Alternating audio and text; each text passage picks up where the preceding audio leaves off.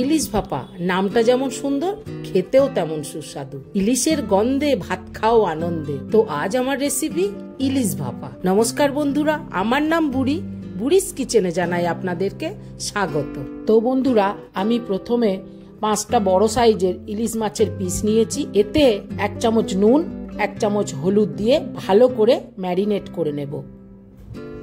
এরপর একটা বড় সাইজের টিফিন কৌটোতে মশলার জন্য নিয়ে নিচ্ছি আমি কাজু সর্ষে পোস্তর পেস্ট 1 বাটি, আর নেব 1 বাটি দই, 1 চামচের মতো নুন আর হাফ চামচের মতো কাশ্মীরি লঙ্কার গুঁড়ো। এবার সমস্ত মশলা একবার ভালো করে মিশিয়ে নেব। বন্ধুরা, আমি এটা টিফিন কৌটোতে বানাচ্ছি, আপনারা চাইলে কলা পাতাতেও বানাতে পারেন।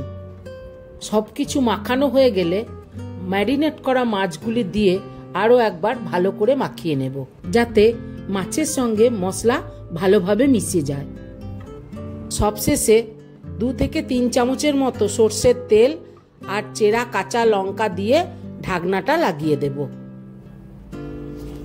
এবার কড়াইয়ে জল বসিয়ে টিফিন কারি সমেত ম্যারিনেট করা মাছগুলি হাই ফ্লেমে 15 মিনিটের জন্য ভাপিয়ে নেব।